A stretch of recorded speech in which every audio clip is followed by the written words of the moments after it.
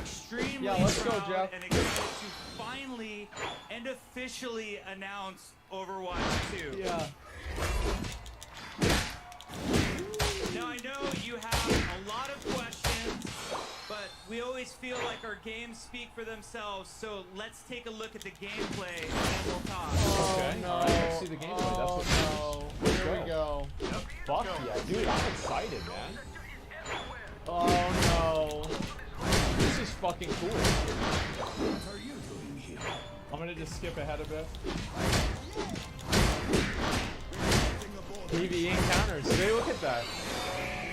Return. I was so happy. It has been too long, Master. Oh, Nobody will stop us.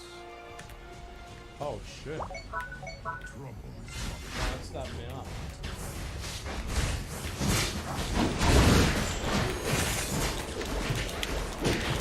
Highly playable co-op.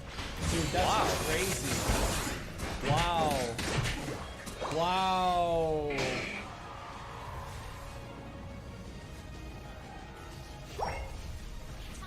Wait, oh, there were supposed to be bosses in there? Leveling? Oh wow, leveling up. Leveling! Holy shit! Holy shit! Holy shit, dude! So, dude, everybody was so excited. Wow. Look at that. That's a lot. That's one of the new maps. PvP mode push. I think this mode's fine. Man. Oh, so this is just like holding a team fight, I guess? I don't know. Okay. New look. Oh, we are gonna have so much fun. It is gonna be so...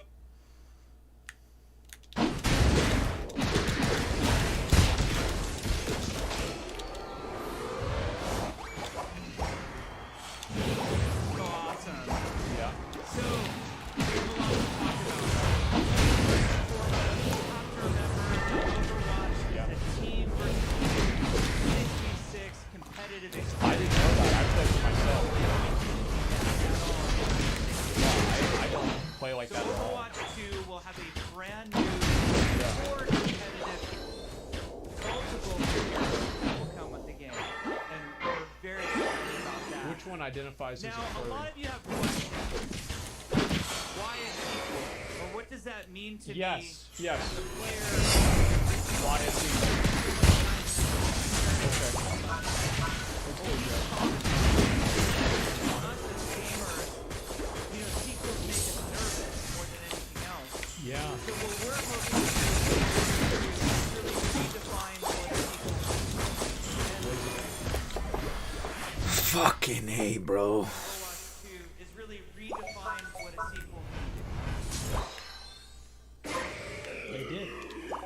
They did. I I think some explanation is in order right now. So, for all original players of Overwatch, players of the current Overwatch game, Overwatch 2, and you'll get to play with all of the same heroes as Overwatch 2 players.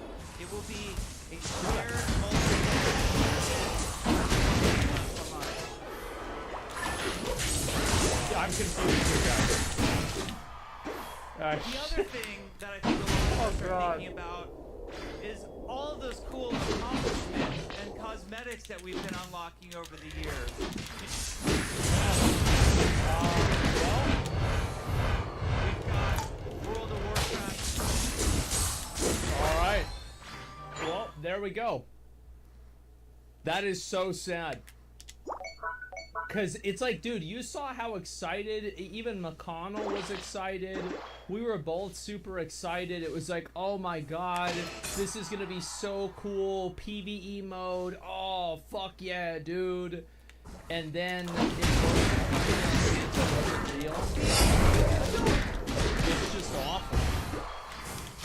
It wasn't coming all this time. It wasn't coming. Yeah, maybe this is why. It's hard to say. I think that's definitely a a big assumption to make, but fuck, this is sad to see. I'll tell you that.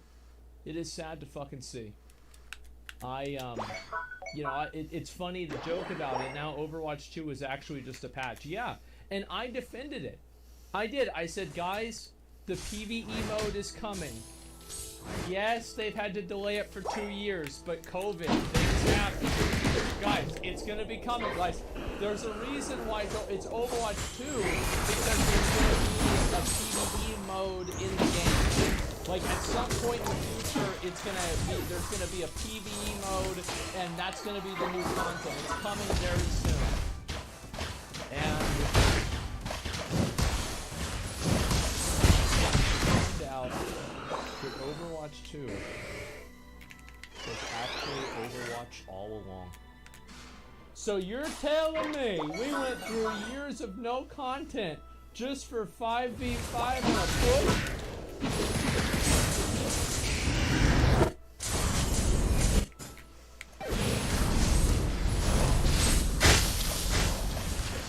I mean, when you say it like that, I mean, like, fuck, that sounds bad. I mean, goddamn. Yeah, that sounds really bad. Whenever you think about, yeah, nothing happened in the game.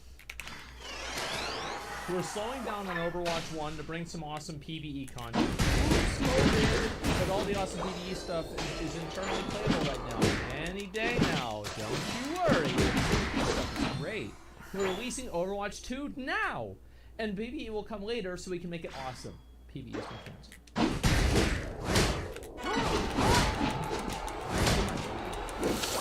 Insane. Considering they said they had to make Overwatch 2 with the updated engine so they could do all the PvE stuff with Overwatch. It's hilarious.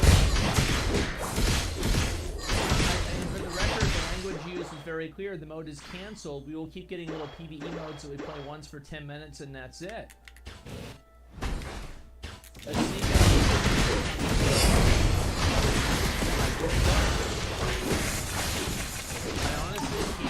I can't with this development team. I was worried whenever they split up the PvP and PvE, but wow, the hero missions or talent trees, arguably what I was most excited for.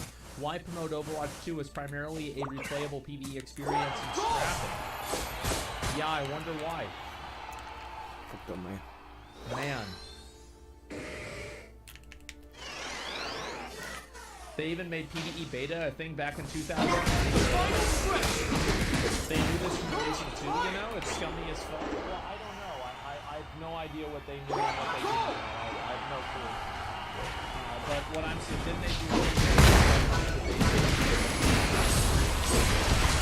have no idea. I didn't buy Overwatch. Like, I didn't buy Overwatch 2, I just got the game. You know, I didn't spend a single cent on Overwatch 2. Like, I never spent any money on it, I never had a battle pass, I never did anything. The battle pass was not? Yeah, I don't know. Check the Blue Post on Overwatch 2 forums, said it's not canceled in September. Outright liars, they said it was canceled, a year ago, but told us just now. I don't know, guys. PvE was paid. Wait, so wait a second. So people had to buy the PvE version of Overwatch 2, and now they just canceled it? Because, like, I don't remember any of this. That sounds pretty bad. Ooh, that sounds bad. That doesn't sound good. That sounds bad. Oh, wow. They're there. PvE was not free.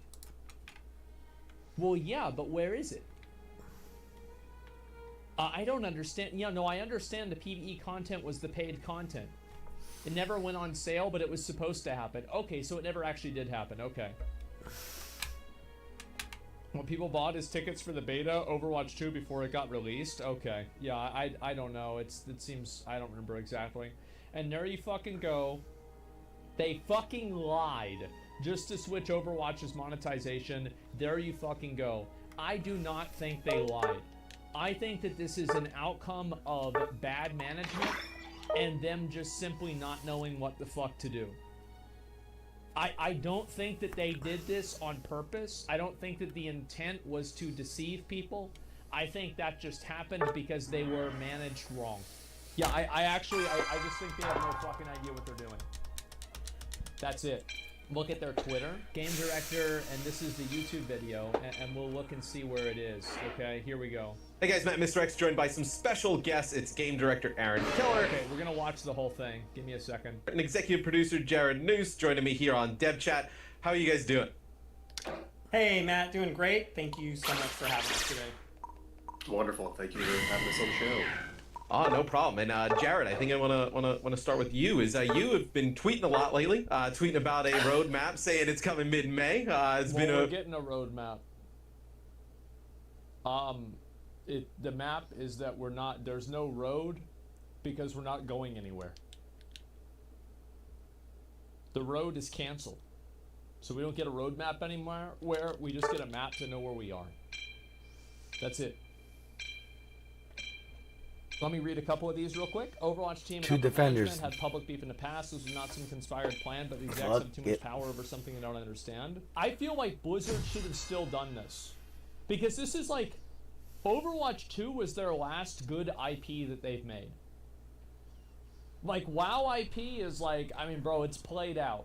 The Diablo IP, we'll see how Diablo 4 goes. StarCraft IP was dead fucking before Overwatch 2 even came out. What do they have? Like Overwatch was probably one of the only games that had like actually a massive mainstream appeal and they're just giving up. been on my timeline a lot. I do have an update. We're going to run through the roadmap today. We're going to talk about what's coming in future seasons. We're going to talk a bit about PvE. And I think to kick us off, I wanted to ask Aaron to give us a little bit of a history lesson and some context. Yeah, you got it. We announced Overwatch 2 in 2019. We just and watched it. part of that presentation was about this always-on, deeply replayable PvE. And as work slowly continued on Overwatch 2, we began to pull more and more of our focus and energy away from the live game and all of the people that were playing. Well, it's a good thing they did that. We had players that were excited to be playing that game, and they just wanted more of it. So we had a difficult choice to make. We could continue working on our original vision for Overwatch 2 without a definitive end date in sight, or change our strategy. We could just give up. We just give up.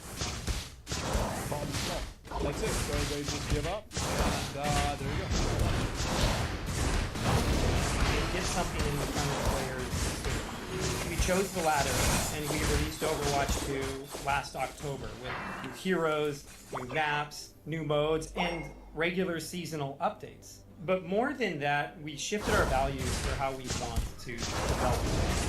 No longer would we store content up for really big releases and leave the game sort of languishing on the side. Now we made a commitment to always prioritize the live game and all of the people playing it, and to devote our development efforts there. This game is nothing without all of you. Yeah, and I just feel like this is, like, I kind of feel bad for these guys, but it's probably like partially their fault why this happened, so I don't feel that bad for them. But like, I know it probably sucks to have to go live and put out the announcement that you know everybody's gonna be mad about. Like, I get it. I totally get it. And it's like, you know that, I mean, I actually was impressed. I think Jared did a pretty good job breaking the news to people. Like, this is probably the best way you could have done it, but like, damn, it wasn't good. Yeah, it's cushioning the blow. Yeah, exactly. really can't say enough about how much we've learned over the past 8 months or so. And more importantly, we've taken that learning and we've put it back into the game. So it's really a season 2. I think you start seeing some updates we've made based on your feedback and based on what we've learned. We've been changing all of our systems. We've been adjusting hero balance, constantly revisiting the roadmap behind the scenes to make sure that what we're planning to deliver is going to be great for everyone out there. And that really has been an awesome experience. Partially it's because we feel like we're able to deliver and partially it's because we hope that you're enjoying it. slowing down a little bit. But at the same time, development on the PvE experience really hasn't made progress. The team has pretty much an amazing content, so there's awesome missions that are really exciting, there's brand new enemies that are super fun to fight, and some truly great, ridiculous heroes. So they're basically, so now he's trying to be like, okay, we're not entirely getting rid of it. You're just gonna we're getting rid of 95% of it. But there will be 5%, and there also will be a battle pass. But unfortunately, the effort required to pull all of that together into a Blizzard quality experience that we can ship to you is huge. And there really is no end in sight or defined kind of end date. Bro, are they in like a hotel room? Or is your house this clean? Why'd I go back? Like, what the fuck? Go defend. Go defend. So we're left with another difficult choice. Do we continue to pour all that effort into PvE, hoping that we can land it at some point in the future? Or do we stick with this set of values and focus on the light game and focus on serving LMP? With everything we've learned about what it takes to operate this game at the level that we deserve, it's clear that we can't deliver on that original vision for PvE that was shown in 2019. What that means is that we won't be delivering that dedicated hero mode with talent trees, that long-term power progression. God.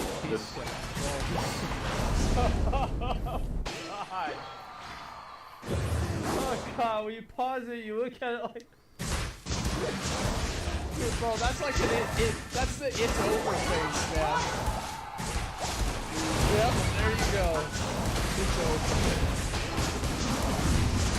Those things just aren't in our plans. And we know that this is going to be disappointing. Bring it up before we talk about the roadmap. And to be perfectly honest, it's been really difficult for many of us and a lot of folks in the team who built their hearts. Going forward, though, rather than doing a big This guy's one- gonna get eaten alive. What and the rather than fuck, putting all of bro? our efforts into these singular releases, This we're planning Blastoise to is so make trash! play and co-op experiences just part of our live roadmap. So we want you to be able to experience it more often and with more variety. We're going to be releasing our first major story-based event featuring a new set of missions, and it'll kick off a brand new story arc for Overwatch. And beyond that, we have a lot more co-op features planned. Some canon and some very not. And we Okay, so, I mean, like, but how, like, I feel like I'm hearing two different things here. It's like you're saying that you're canceling the PvE, but you still have some of it? Like, what's going on here, man? we just want to give ourselves flexibility to explore the universe of Overwatch and its heroes and villains, as well as just try new things. We're going to continue to Why don't you try PvE? find the most exciting ways of bringing new experiences to the running game on a frequent and consistent basis. Because, like, I'm gonna be real, like, Overwatch is a fun game. Like, at a baseline level, it is a great game to play.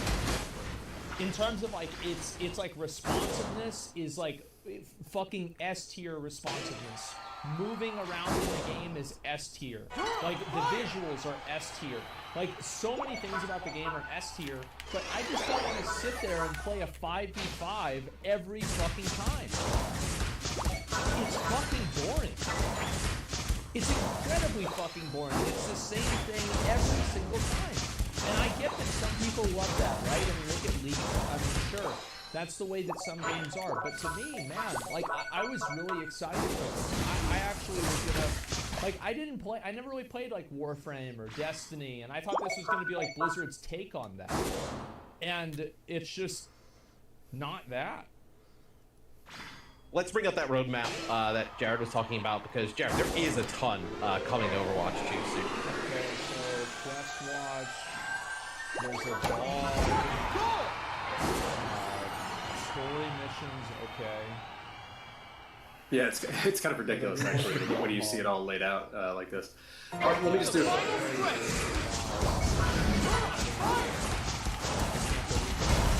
quick run through. There's a lot to absorb, and we'll be talking a lot more about this in a few months. But in Season 5, you'll see us dip our toes into that very canonical storytelling there. But we're not talking about all the details of what that season is going to be like, but it's going to be a brand new experience with a really cool variant for the Battle Pass. A bunch of new features and playable experiences, plus a bunch You of... have to like buy the battle pass in order to do the new content. Oh, come on, man. Like it's just. But, bro, I'm tired. But I'm about to have to go lay down. Season 6 is going to be the biggest season we've ever released. The biggest time released. Great story content. Also, that new support hero, a new permanent game mode that's going to go into ranking playlists. Season 7 and 8, you know, we have another hero, a tank, coming this time. New control map. There's a ton. Don't they have? I feel like they have too many tanks. I feel like they extended the ultimate again on the. I know when I Bunny. see the roadmap, I like jump from like one side to the other. I'm like, oh, that looks cool. But then Crazy what ass about range. that? Like, oh wait, well, hold on. What's this? Where I gotta ask you guys. Start with Aaron. What's one of the things that you're most excited about coming to Overwatch 2? Yeah, I have the same reaction when I look at something like this. It's just so easy to get lost in all of the details. I mean, look, this is cool, but like, I don't want to go on. Here's the thing, like, this is all right. I'm gonna give you my take as a Overwatch enjoyer. Okay, I'm not a huge fan. I'm not a consistent player. I'm just an enjoyer of the game. Playing a PvE limited time event that will probably take between 1 and 2 hours is just simply not worth me coming back to the game and purchasing a battle pass. It's not. Like, the value proposition of that is not high enough. So to me, whenever I hear about this, what I'm hearing is that I'm going to get 5% of the content for 50% of the cost. Because the battle pass is probably going to be like $20, whereas Overwatch 2 was probably going to be like $40 or $60. Worst case scenario, $70, or worst case scenario, $90. But it's probably a deluxe edition anyway. The point is that, like, you're promising like a massive, like, for example, it's like playing Halo. Like, think about playing Halo, and it's like you were going to get like the entire Halo 2 game, but like now you're taking all of that away. And you're saying the only thing you're gonna get is multiplayer and like some sort of like fucking I'm trying to think, like one mode of Forge or something. I'm black. I'm black. I'm black. I'm black. I'm black. I'm black. I'm white.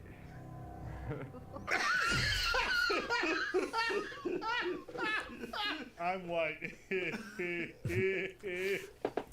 You know, this video, the way it starts is really weird, because if you didn't know what this was about. I'm black. I'm black. I'm black. I'm black. I'm black. I'm black. I'm white. And I love black men. I'm white. Luffy? You have all the black men in the back. Luffy? TTV? Yeah, sometimes they do 50. Sometimes they be doing 50. To kind of just be black. I'm not gonna lie, when you said fits, I thought it was because you had tough fits on. That wasn't even funny. Can we all... This guy's idea of trying to blend in as a black dude is being amazing. And I think it's gonna work. Call and response. Won't he do it? Yes, he will. Everybody else over here. Now, all black people do stuff now, but they know that. What's growing up? Red. That's the only flavor there was. There was red and purple. It's like, come on now, B. There was no yellow. It was red. The Kool-Aid man, red.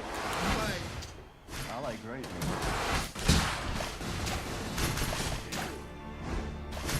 purple. Purple was not grape. It was purple. You said grape, you mean purple. You got some grape juice. No, I want some of that grape juice now. You got that. That's most stuff right there. You say great. Where I'm from, we go by colors. We don't go by that. What you just said. Wait, hold up. Why is that crazy? Because grape and purple is exactly. You don't even know why that crazy. And the white boy shutting the fuck up right now. He's doing the smart stuff. No, he's about to bury him. He said, I smell blood in the water. You a little too white, like brother. I mean, we used to call Welch's gray soda. I don't know. It's just where I'm from. We go by colors. Speaking of Welch's, you remember that commercial? The one with this kid. Pull that shit up. I want that grape stuff. Only have a little bit of juice in them. A lot of other stuff, but not Welch's. Welch's grape juice, 100% juice from real comfort.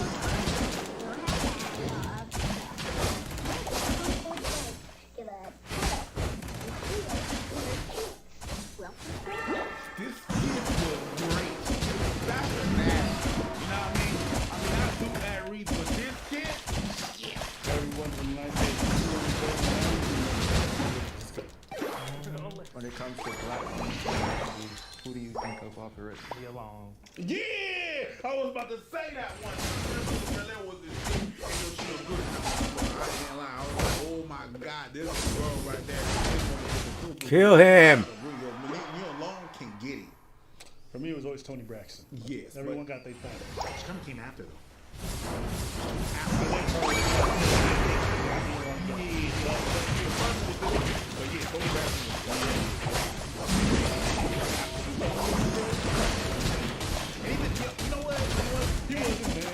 The first one that walked before Rihanna could run was Tyra Banks. They got forehead. Growing up with my sister Davis a long time. Raven. No, nobody was on Raven. That's so Raven. What was one of y'all favorite movies growing up? Like Love and Basketball, Don't Be a Menace. I mean, what did y'all watch? I like New Jack City. That was alright. You from New York?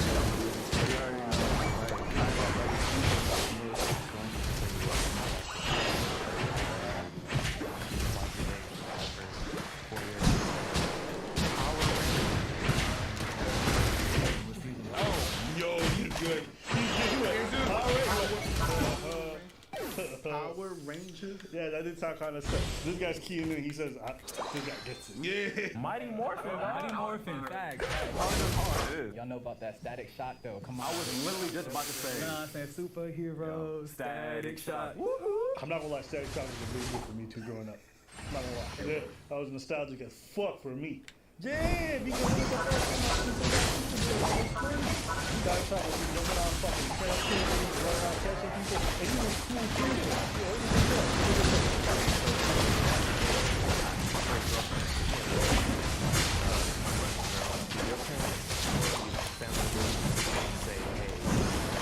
My mother was in Freeport, so you know she was older.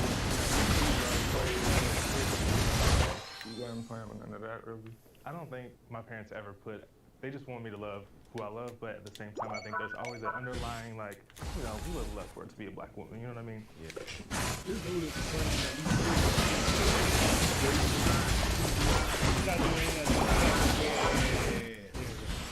honestly, if I was on the panel, I would probably say he's doing really good. Yeah. If I'm being honest with y'all, I don't think I'd be able to suss him out. We have a tie between Rob and Brevin.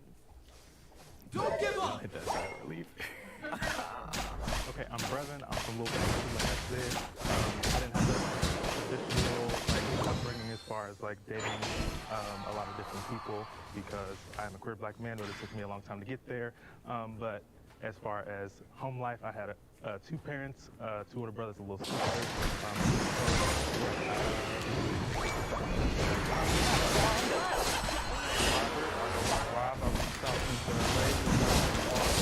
My mother, 3 sisters, and 2 brothers. I've been in and out the streets, not too much school, and that's pretty much it.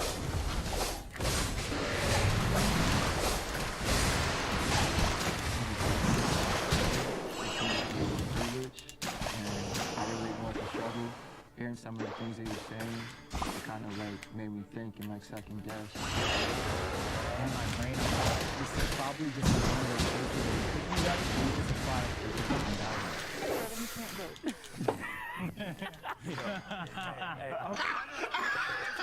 He voted for the other You can't. I made it. He said, I want to vote. Yeah. Hey, I appreciate the try, bro. It looks like we are tied again.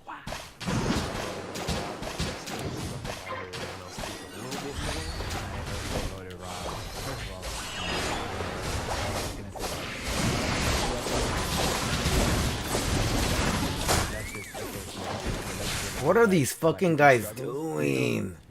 But he Don't tell me that guy got killed by a fucking creep. Oh, okay. Wow, I was like, God damn, dude. It was more so because of when Rob was talking. I think that was more and he definitely. I wonder if we're going up against a 5-step. This game does this to you. Like we haven't taken one goal out, bro. We're in trouble. So, I'm gonna say he stays. Rob Black, that's it. Yeah. That's a fact, Rob Black.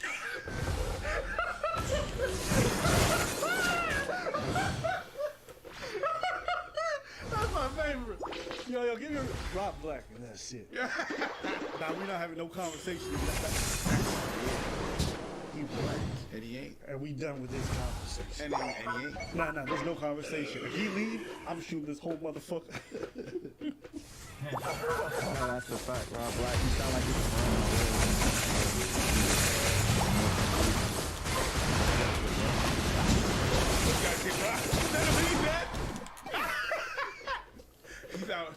He's out like me on my radio. But we gotta kick rock.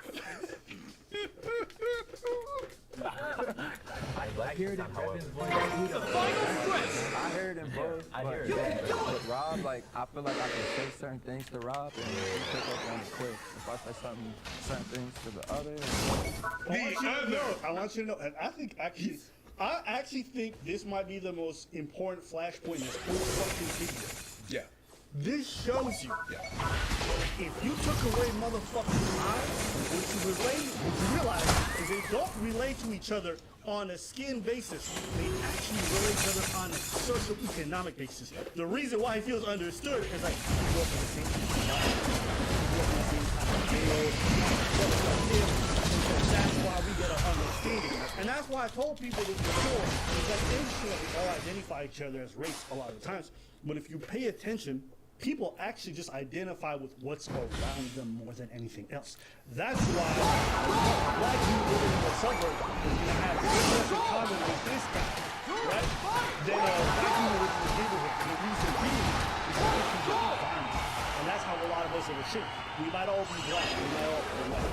If you're a Nigerian African, it's different. If you're a black dude from the south versus a black dude from the north, and a black dude from Florida, like, listen, Florida niggas got their own haircuts. And let me tell you, niggas everywhere else are like, what the fuck is that? Right? It's a different thing. You don't like Rick? Right. That shit looks like a business for him. That shit look like an Akon locked up because I don't know what the fuck. What? It's hair. It's we hair? Talking about my brother's hair like that.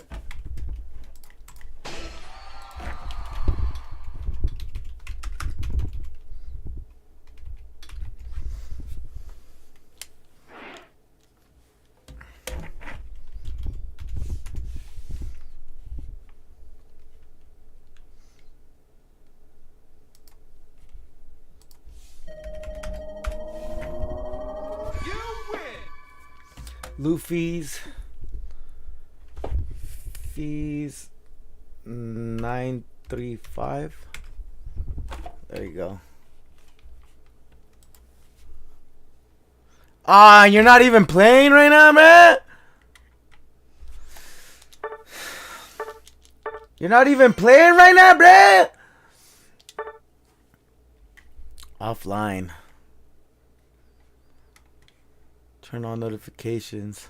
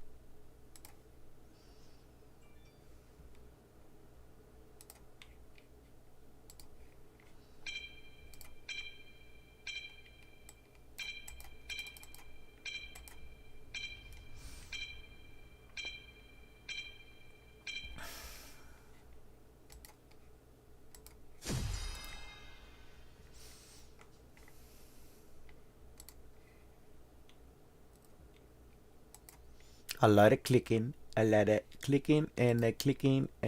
more clicking. Don't be talking about my Zoes. Don't be talking about my Zoes like that. No, I don't care your Zoes. I don't care who they are. That hair looks stupid. My opinion, it does. When I see like a hole, and then a here, and then a here, and that shit nappy as fuck that looks silly, I think that looks stupid. That's me personally. Again, like people don't disagree. What? You don't think that clown hair looks crazy? You with the Sideshow Bob and the Sideshow Bob here?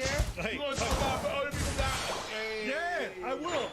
Hold up. No. You got the hair of a natural clown, and then you're gonna be wild, my dude. That's not even wild. Here, I'll put up the pictures of dudes from Florida with their crazy hair. Y'all let me know. I think Preacher's doing a little bit of brown nosing. And you know something? Yeah, a little bit. Because that is clown hair. I don't know nobody that has that is clown hair. So the one fuck. You had Sideshow Bob hair. So it's an afro fine. It's not an afro. There's levels. I will never accept that my hair looks anything as crazy as everything. Because guess what? I used to walk around and nobody really said much. Them niggas, they walk anywhere here. Nobody want to say much. Right. Nah, bro. Like, all this to say, I don't know. And that's the reason why people don't want to go because when I changed from I was too black for private school, too white for public school. When I went to public school, I was probably one of the only kids I was one of the only black kids that lived in a house. One of them. Not all of them. A lot of them like lived in a house or whatever, two-parent house or something like that. They show. You know what I mean? So.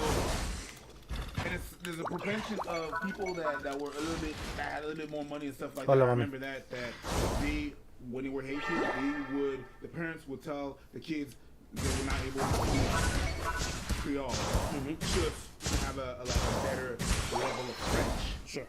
So I used to hang out with my sister. My sister always coming out big words and shit like that.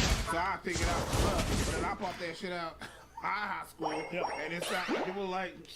You're corny. Yeah. So if it goes to a step further, think about it, right? People overlap all this cultural rich, not realizing that the reason why it was richly charged is because a lot of black people lived around each other. Yeah. As the neighborhoods involved more people from different communities, we recognize that everyone adopted the same vernacular, irrespective of what. Good luck, Rico. So. What this means is now people are being denied their blackness because they grew up in the suburbs or because they grew up in a good area, and that's why you got Carly LaRae trying to sound like she's shooting up spots when she lived in a Corey whatever.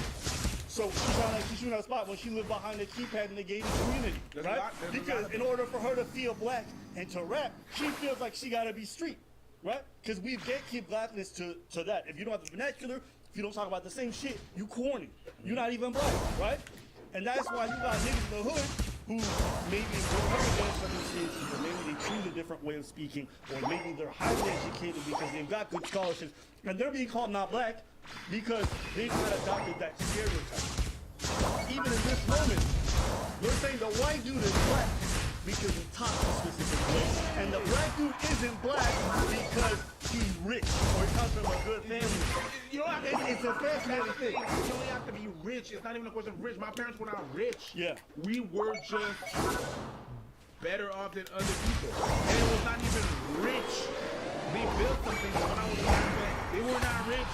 They did not put what we have now. They were definitely in a better position than some other people's parents. Not being in a single house and stuff like that. So no, it was not richness. I've seen some people that were rich. Rich is relative.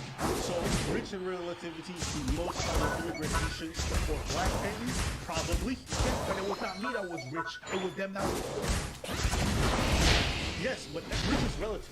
So when black people are comparing you, they're not comparing you to white folks, they're comparing you to other black people. Yeah. Your family was rich in comparison to other black families. True. So that's what it really comes down to. Why are these guys not fucking defending? So, were you rich? Technically, yes, by that standard, but that's stuff like that. Also, Rico, you suck, dude. Sort of things because they were taking trips. They wanted us to, like, they would sacrifice a whole lot of their money to be like, you know what, we need to educate the world and stuff like that. We need to, we're gonna go to. I used to go on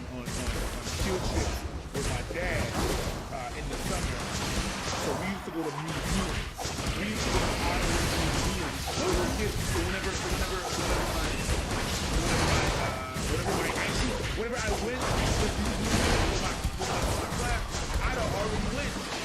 Let me just say this, bro. Every time you look at the people that you know and the people who pay, the only difference is whose parents are gonna pay so you can get lunches and everything else paid for on the trip, so you have to give them money. Every time the trip would go, it would be all the white kids leaving and all the niggas staying behind. Every single time. And I'll never forget this. One time, one of the black kids, he said, I want to go skiing too.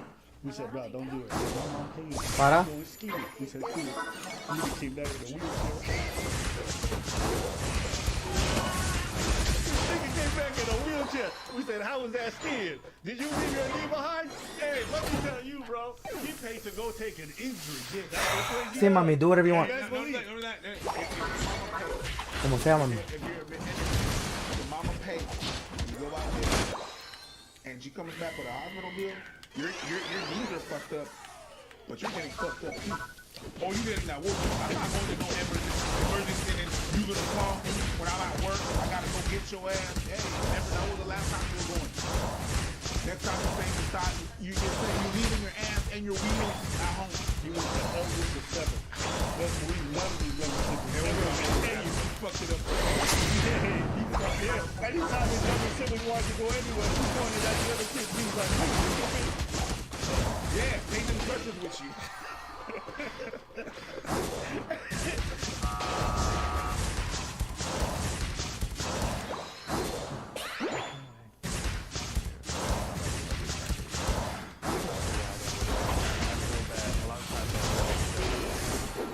For the black people and too black for the white people.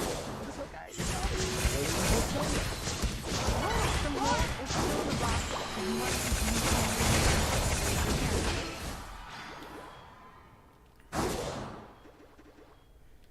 No, stop! What are you doing? What are you doing? What are you doing? What are you doing? What are you doing? I knew I wasn't going to win, Why is that? I don't know. I just came in like I was going to win. Really already said I was going to win. So. What do you do? yeah, he said, I could have got away with a robbery, but let me go for a second bank.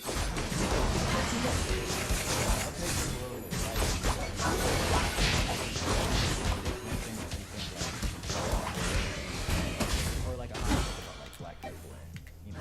Gangbanger. Yeah, that got us out. What was that fight? There's no point in gangbanging no more. What was that fight, guys? If you think about it, you gangbanging. And then it got so bad where you know everybody that run black in prison. The final stretch. Even if you from the inside, outside, or anything. So if you go to prison, so if I supposed to gangbang, shoot somebody, and if I get caught, then I gotta go to prison and get along with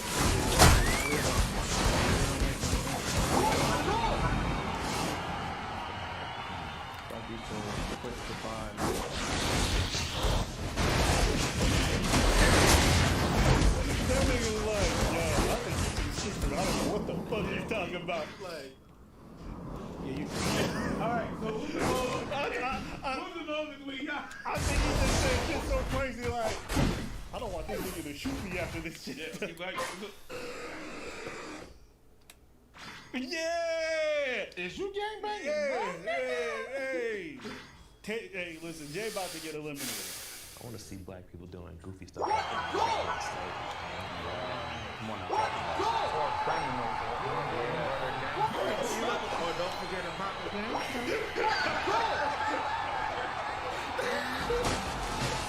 Don't forget about the game.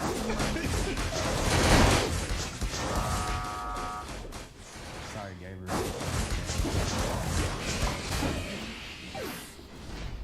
If you think the mole is still in the box and you'd like to continue the game, raise your hand. 3, 2, 1. It is good. And that means the mole is still here.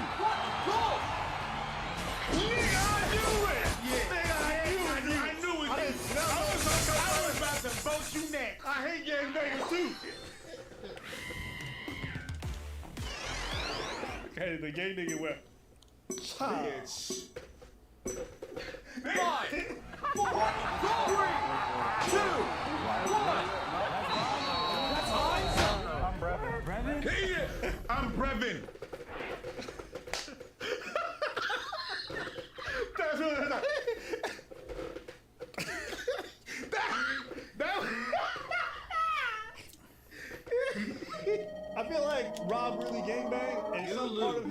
finishing this video, be like, man, robbing from niggas is so easy. Yo, what's up, Trevin? What's up, y'all? Big ups to you, yo. Big ups to you. Hey, yo. Of course, there's been like a couple white boys who cool, but like not like Rob. Like that was different. My name is Robert, but they call me Milk. I'm from South Central. I got adopted at 7 days old as a baby, like out the hospital to a black mother. So I was raised with her ever since 7 days old. That's crazy. My whole family was black. I didn't even know I never met the other people until I was like That's dope. grown. My upbringing was a little strange. I was the only white kid at every party, every birthday. But that never really like bothered me, I guess. Is it hard for you to fit in with white people? Oh, it was. It's getting a little better. What about for black people then? Is it easier or was it more difficult to get along with black people? Nah. I mean, that's all I was around my whole life. Jail, county jail, juvenile hall, every party, everything. And your whole family, like, they just all accept you? Because I got sides of my white family that, like, they wouldn't even hold me as a baby because I had a black dad. Hell nah. I had a good family. Since my mom married a black man, they sat shibbits for her, which basically in the Jewish community means that you're dead to me. And it's almost lone feeling that you get sometimes when you feel like you can't relate to anybody. And to reward your mom, you tattooed your neck. Just kidding. Hey, my nigga, you got eliminated in the first round. Nobody trying to see you cry. Imagine being on X Factor, getting eliminated during audition, and you crying. No, keep them tears for you. It's a sad story, but you didn't earn it. You gotta at least make it to round 3. I mean, hey, fuck that. I got eliminated the first 5 minutes of a 30-minute video. That's crazy. And I'm crying. That's too big. He's not crying. Sorry for laughing, you know. Anyways, I thought this was a good video. I really enjoyed it. But maybe y'all felt different. Let us know in the comments below. We want to hear from you.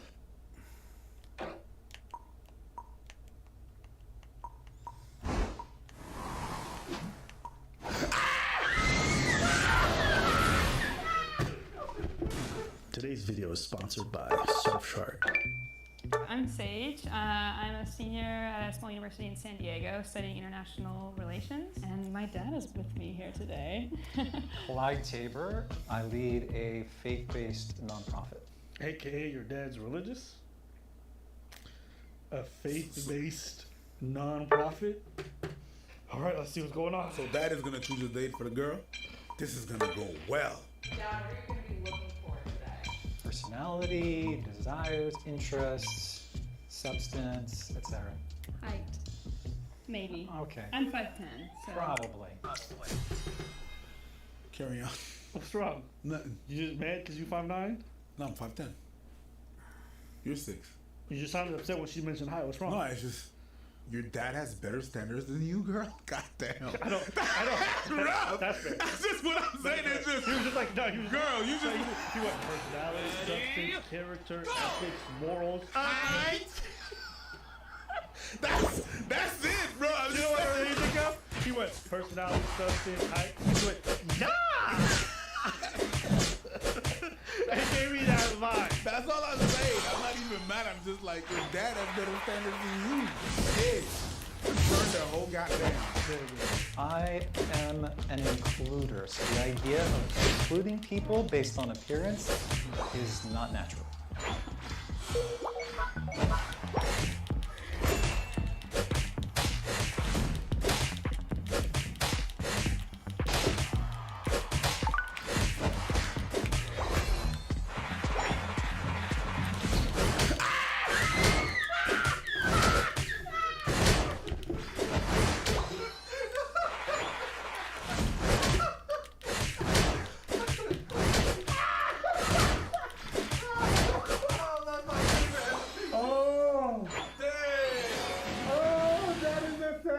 That's cold.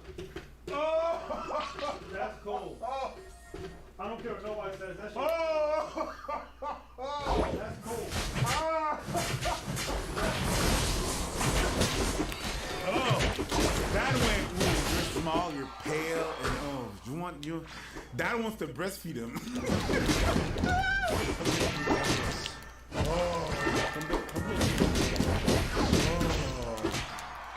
Oh, that's no shit. That is a savage. Fuck. your girlfriend's like, "Do you like me?" You're like, "You're punctual." That's a left.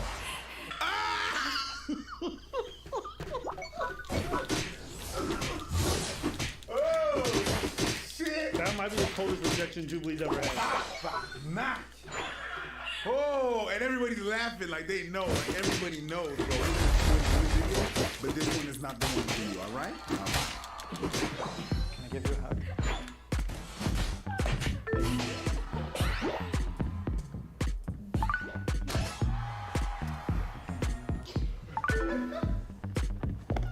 It's a height thing. She said no to him. He said yes. Yeah, you too short. Hey, girl, you said no, but the dude is tall. All the guys who got rejected backstage won't be doing this. Yo, question. Did you go? Not yet. That's not me. Hey, listen. You've asked me about Florida before, and I admit it. Oh yeah, that's not me. So that's not you? No. Okay. I would have told you. I don't know. It smells like a preach fart. Hey, you don't know what a preach fart smells like. Yeah, you smoke fart. Yeah, you have. No, I haven't. Listen, I think I know what it smells like when someone's diet has an absence of eggs. I think I know. I think I know what your voice smells. Good.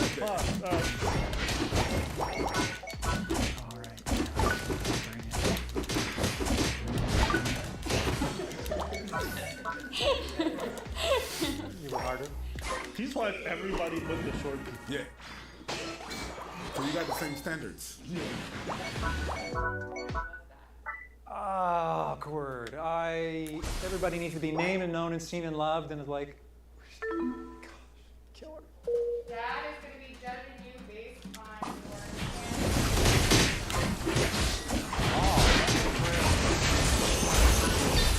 Well, fly. Good to meet you. Hey, nice to meet you. He gotta go. He gotta go. Anybody? But there's the elbow. Yeah, yeah. Extend. Hey, how you doing, bro? You good? You good? What's this? What the fuck is? Yo, you good? I used to watch this fucking cartoon called Red Wolf, and there was a character that goes, and when you did this, Eagle.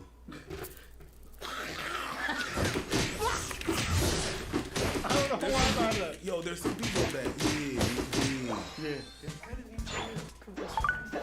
Thailand, like the country. I love that. Thank you. Oh, okay. Dude, can I hug you? Rufus. God, this when is that? Zach? Nico, can I give you a hug? Please. Please, get my Oh, it looks like. Please, bro.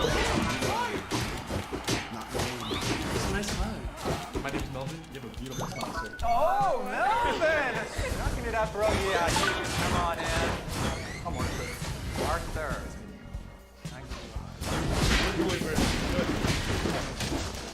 And he looked like he was sorry that his name was Arthur. I'm Arthur.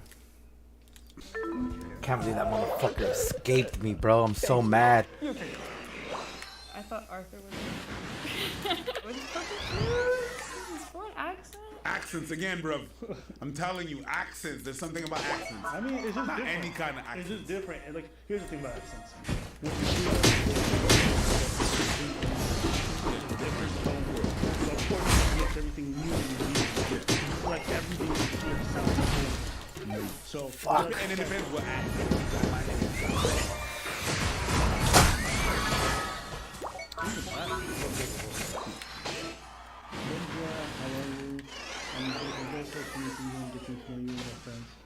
Boom. You're in. My dad knows. I was like, oh, my dad will know.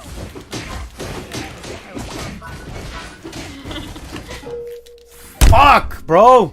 I studied finance and data analytics at University of Maryland. I currently work in public sector.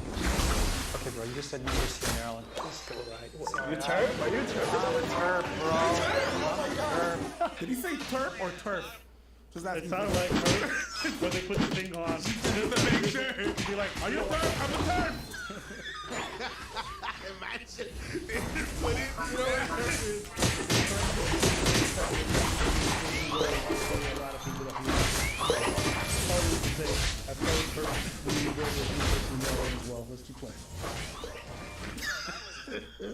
No, I don't know why. That was very unplanned. I don't know. That was visceral.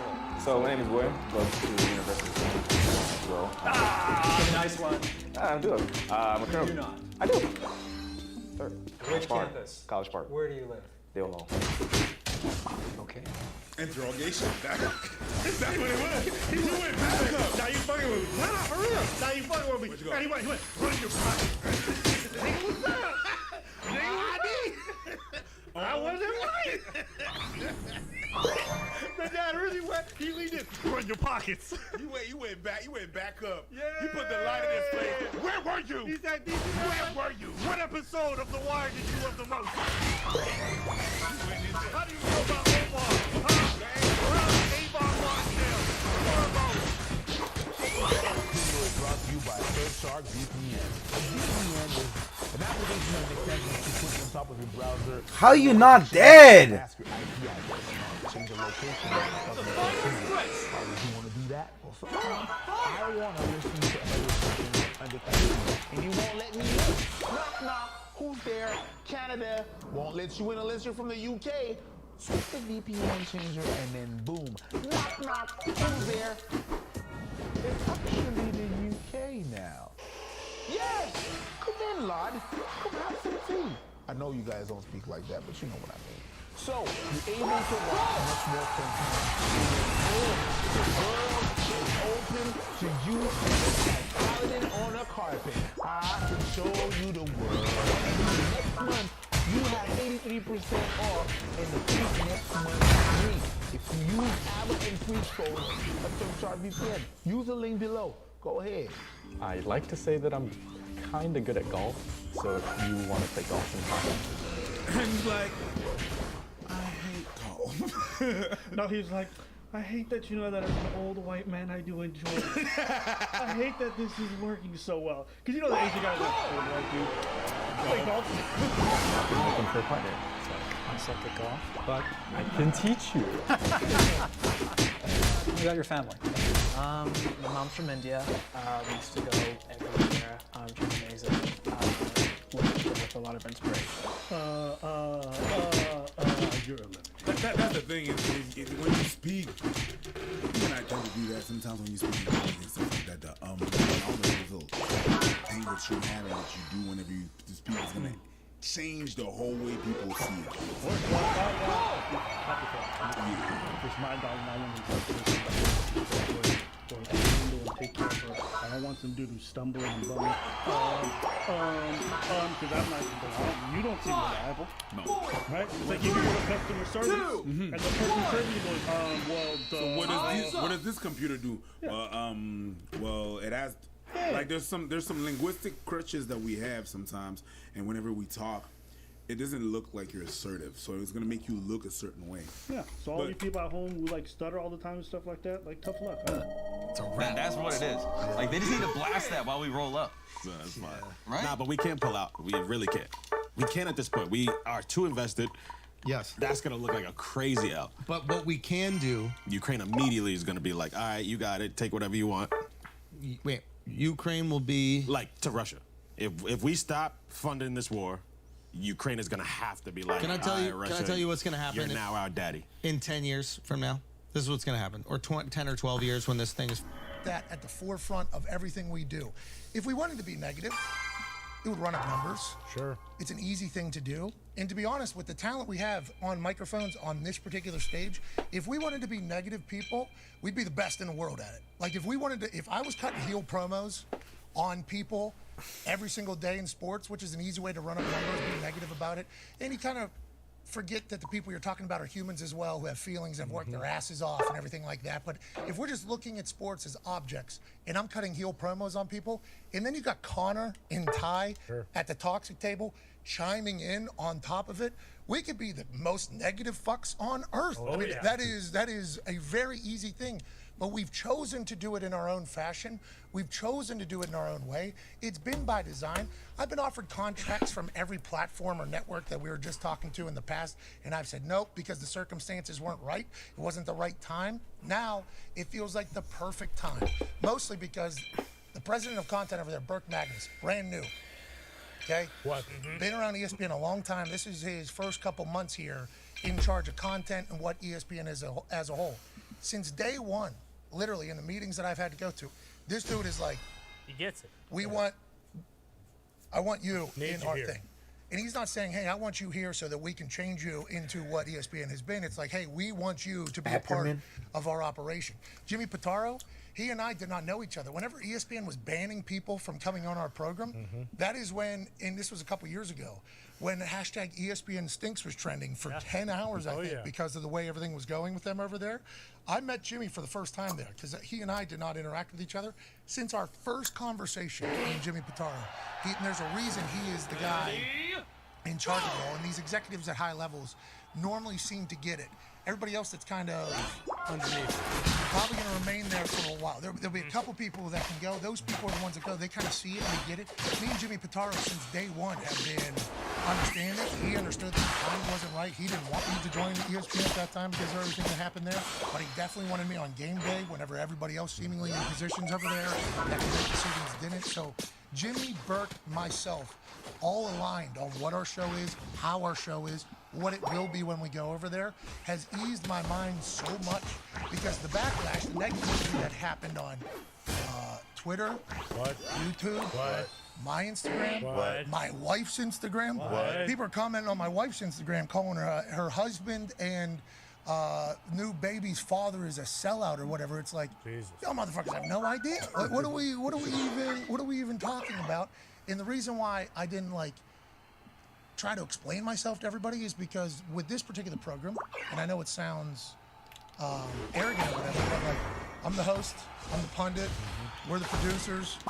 What gets talked about has to go through here, like literally right here to right here, and it's like that's never going to happen where it's going to become, So it's a cool thing with how passionate people are and how mad people got, but I think we have a real opportunity here to change sports media as a whole.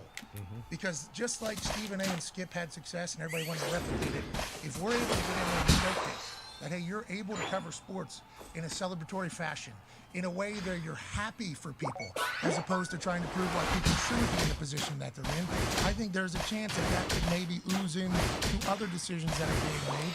And we have a real opportunity here to change a narrative, I think, about an entire division of people, sports media.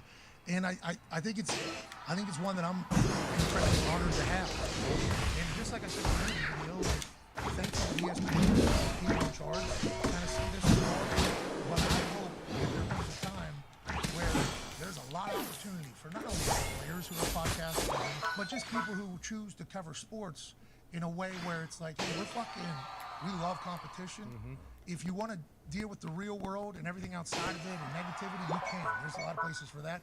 But here, let's enjoy the greatness that we get to watch. So I hope it works out right.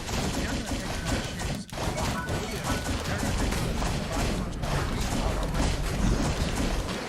fans of the show are right now for this whole thing. It's like, you have no idea, I don't know. But they're going to take it as well. Hey, let's go. Let's give this a real go. We're both going to have to wade through a little bit, but I'm very, very, very, very thankful. You want every single every single our show will be on. That's good news. That's not bad. Every single fucking television in America, pretty much, our show is going to be on. That's good. We're able to remain sane. I've said fuck 5-6 times here already, and we'll have to dial that back. And I didn't say, there's going to be a couple that slip through. It's going to happen. There's going to be a couple that slip through. Happen on the simulcast. But please have faith that we will be able to produce a show that is entertaining and still our soul and our spirit, because that is literally what the entire conversation is. Other than that,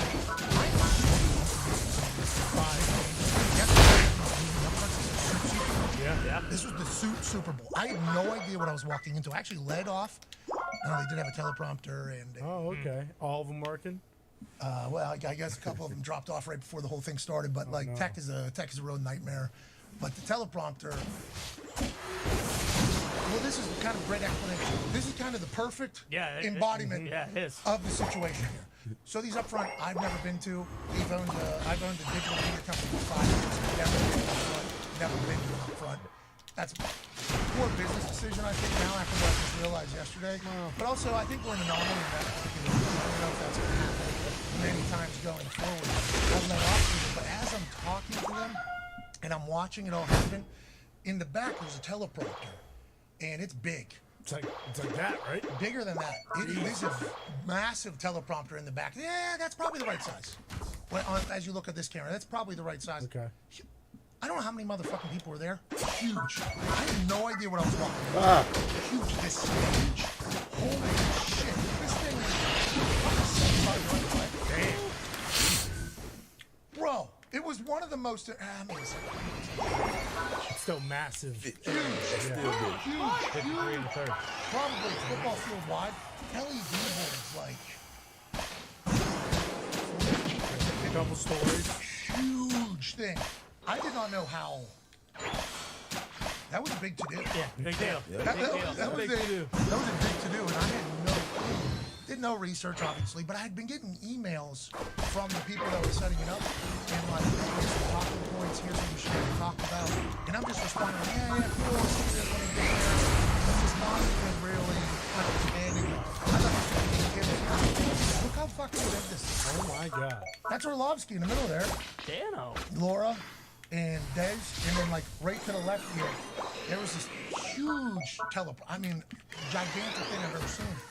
The notes that were in the email were on that teleprompter, and there was not even a single thought. And then I guess Nick was backstage, and Nick heard he's not reading the teleprompter. He's not reading the teleprompter. They gave me 2 minutes. That was never gonna happen. 1, 4, 5. You know what I mean? Did the whole thing, had a blast, but it was the super.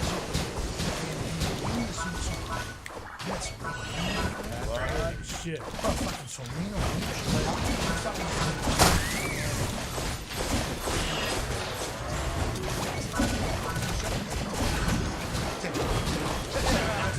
Typical, like 25 minutes before showtime, we got there, had to do a couple pictures, walk to the city, sweating, drenched, then go right backstage. Show started, hey, you're on in like 9 minutes. So, I walked in that place when I was on stage probably 24 minutes or so, and I had to go through an entire thing.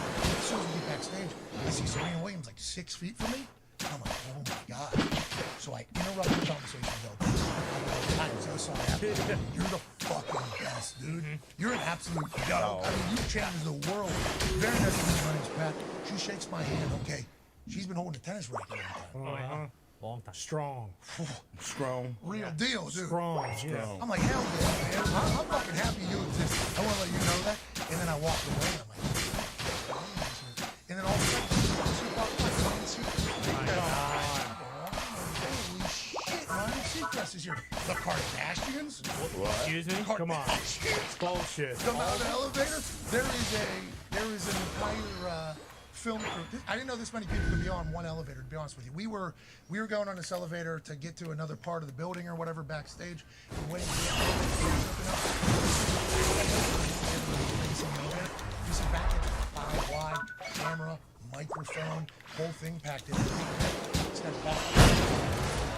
Billy signed from New Jersey, one of the oldest. They're filming Kardashians. Literally right there. Chloe walked out of New Believe, and then a couple of the others, and it's a whole crew. And I literally holy shit. Good luck out there. That's literally all I say. And the whole crew just kind of meanders around. Thank you. They don't meander around the crew. And then we up in the elevator. We're like, this is absurd. You up to the top. Like, again, he's sitting there. Then Joe Buck, Troy Aikman are there. And then it's just one after another. I go up to a lounge. And the guy behind us, he's just hanging out or whatever. Fuck, that's that guy who just hangs off the side. So I walk over to him and I sit down next room because the show was on TV. So the lounge area was an interesting thing. I don't think we were acting. What do you mean? Well, there was an open bar to the back left. What? I've had a baby 2 weeks ago. I haven't really. I have a whiskey and diet. Nick orders Maker's Mark, pretty thick. What? And then we start drinking it, and we realize nobody's making any noise at all, and nobody has used this bar at all. And it's a pretty big room, pretty important group of people. So we just start having Every single on stage, which it was. Gets a Shirley Temple. He comes. No, he got wine. Okay. But then we start laughing. Then the Bachelor shows up. Jesse Palmer. Jesse Palmer. Come on. So handsome. This fucking guy. He's a good-looking guy. So he Huge. gets a wine. Then Joe Buck, Troy Aikman come walking in. Big Troy. Dude, it was. We Legend. started like having a good time. Everybody else watching the thing. I didn't know what it was supposed to be. But that's what comes with like joining a network. All those connections that we would never have. And if we did want to have them, the amount of work it would take, emails, texts, legitimizing ourselves to people, to get to the whole thing, to get to there.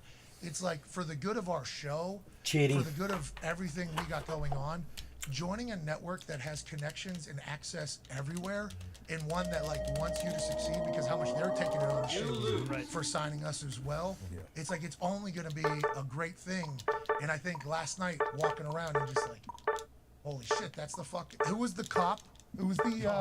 Oh, Bo Dietl. Bo Dietl. Bo Dietl. Legend. Caesar. You know the dog guy? Caesar Milan. He was there. Fucking, I walked up to Caesar. Caesar. I'm like, That's fucking funny. It doesn't always work. I don't think I have enough intensity on the. But I do appreciate your service or whatever. He goes, oh, you should try. And I'm like, all right, Caesar, now's not time. No, that's not right. Chuck's not going to listen. All right, he's still pooping inside. You met the real DeMar Hamlin. Okay. Not Michael B. Jordan. Are you sure? Not the actor, not the clone. How's the upfronts? He is in Disney movies. Because clones look exactly the same as real people. That's the actual clone type. I've never met DeMar Hamlin in my life. Okay, including last night or? No, yesterday I Okay, did. Is what I'm okay. saying though. Nick's first question to me, and Nick is there. Did you fingerprint him? Okay, so that's kind of what Nick said. Nick said, I didn't even think about this. I was kind of just in a whirlwind. What up tomorrow and stuff? Man, so cool what your body did. You know what I mean? Like, Good to see you here. and people said you were fucking dead, dude, and your body's like, nah. You know what I mean? I'm not gonna die. That is an amazing thing. And it was crazy how we all watched it. Are you good? He was like, yeah, I was practicing today. Did that whole thing. Dap up, picture. He's Pittsburgh guy, who's his guy. Got a chance to meet him face to face. Awesome interaction. All right, we're gonna get out of here. Kind of that area and leave. Nick goes, you think I was the real DeMar Hamlin? I'm like, what's your problem, Nick? It's a question. Nick, what's your problem, Nick? I was like, but it did feel. I mean, it felt like. Okay. But I don't know who DeMar Hamlin was beforehand. True. If they found like a Paul McCartney situation, which is another conspiracy, Yep. where this guy is going to be even better at football than DeMar Hamlin somehow, and look exactly like him, I'll be very impressed. But that was an actual conversation happening around the internet at one point during the DeMar Hamlin Very story, serious. and that's how dead he was. So that is why we kind of have to bring up how strong this motherfucker is. In fact, he's already practicing. He's incredible. But that is literally what that upfront was yesterday. The suit Super Bowl, and then everybody pretty much. Saw Peyton, obviously. Saw Eli. What? Eli yelled at me while we're walking down the street. Rolls his windows down. Oh my God, is that Pat McAfee? And I'm like, who is that? And I look, and it's Eli hanging out his window or whatever. It's like, Eli, good to see you, man. Are you going to the? He goes, I was just there. And then he. See ya. Loser. It was great, dude. It was awesome. I had a lot of fun. You saw future WWE Hall of Famer Bianca Belair. And Montez Ford. Hell yeah. I saw the Crawfords. That was incredible. Hell yeah. Good to see them. It's great, dude. It was awesome. I had a blast. It was the suit Super Bowl. I had no idea what I was walking into. I had no clue that I should have answered that guy's notes. You know what I mean? Sure. Yeah. And the whole thing. Yeah. But also follow-up. Said fuck at a Disney upfront. Which leads me back to, please do not expect us in our situation to go the same way as others have Yes. in the past. Makes sense. Because that's not how this brain works. It's not how this whole thing works. I feel like deep down, I have a good heart. I mean well. I feel like sports are a unifier. So I'm very comfortable being us and would never agree to something that we weren't. Because if we're to get attacked by somebody for saying shit or covering something in a funny way, I'm okay sitting in the pocket and defending us. Yeah. Literally just happened. There's something that just got settled. No money at all. Or apology, which some of these networks that are reporting the whole end of the Brett Favre lawsuit. It's like, I am very confident in us. I'm very proud of us. I'm very, okay with who we are. and I always will be. And that's why the ESPN partnership is so good, because we're at a point in time now where they recognize that as well. Now, the boys, your thoughts. Toxic Table at Boston Connor at yesterday, your reaction. No, like you said, I mean, I think we kind of knew for a while that the reaction was going to be two-piece like that. There were going to be a lot of people who were pumped up for us because, I mean, you texted me last night and you were talking about the box stuff. And it was like, what'd you say about, you know, how we're in a, like, there have been so many iterations of this show. Like, it's been the same the whole time, but, like, we have had to change and, like, kind of evolve and do all these different things. Like, we were doing shows from the back of a box truck with no internet, where literally anything that could go wrong was going wrong. And that was at a point where we couldn't swear, when we were all probably really pissed off and, you know, very hot-headed, and we still had to do a 3-hour show. No, not when we were in the box truck. Well, exactly. No, but it really is. It's like, you know, for all the people who don't have any faith, like, us going to ESPN too, like, they know what they're signing up for. Like, to your point, like, you've been lockstep with these guys that you're talking to in these positions of power. Like, it's much different than if ESPN hires someone and they think they're getting like a cookie cutter suit and tie person who goes up there and then says some shit that gets them in hot water. It's like, they've seen the show, they've seen the clips, they know exactly what they're getting with this show, and it just, like, I mean, it's awesome. You know, Diggs tweeted, and I was thinking about it too, is like, I remember graduating from high school and saying in my speech, you know, about, you know, like, yeah. But, for what? What do you mean? Why'd you give a speech? Holy shit! No deal. We got a valedictorian on this show? No, but I was talking about, like, you know, don't be afraid to, like, you know, capture your dreams or go after your dreams. You know, it's basically a ripoff of Rudy. You know what Pete says to him before he dies. I basically said it word for word, but I said in that, I was like, I mean, shit, I want to work at ESPN. I think that's what happened. Like, coming back to that yesterday, like, just the whole full circle, and then also just looking back at everything we've done since we first got here, like, it's fucking wild, man. It's crazy. It is bananas. And the box truck days, we're in Louisiana on a Thursday night in August. Yeah. With no air conditioning in the back of the bus. We have to do, I don't want to, like, pat ourselves on the back too much here. There's been a lot of celebrating, a lot of things lately.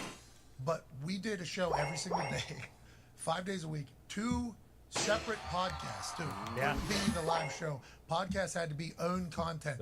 So we had 5 days a week. We did a 3-hour show. One of the days being back in the box truck on location. Late nights. While producing 2 podcasts that were separate from the live show every day. Thursday Night Football in those mountains. Get up on Monday in New York. Then we would do the show literally live from one of the World Trade building. Yep. Building. I think it was building 2. I would walk from Get Up to this building. We do our show live from here on Monday. Fly home. Tuesday live show from Indianapolis. Wednesday live show from Indianapolis. Fly to where Thursday Night Football is Wednesday evening. Thursday show live from all the while having a production immediately afterwards and before that show. Thursday Night Football in the same town as that. Hop on plane Friday, show in Indianapolis, 2 hours. Friday night, plane College Game Day the next morning. Plane back to Indianapolis. Sunday, plane to New York City, start the week back over again. That was 3 to 4 months. Yeah. So that was our show at one point. That box truck, we had to build. Yep. Okay, so we had to build it. Tim McAfee, a couple of us, we bought the box truck, built the box truck, figured out how the box truck could work. Yeah, it's out there. Yeah. It's like, that was just a few years ago. Now it's like, you guys handle all this shit? You guys, you know, do game day every week, on location stuff. We would like to do a live show from, boom. Is there any way we could do that? You got it. Bang. They set the thing up. Are we going to be live? Are we going to be able to be on the internet? Yes. Will the microphones definitely work?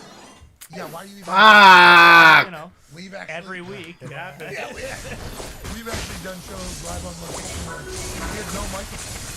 That's tough. Welcome on the show. Yeah. Got a phone, called into something.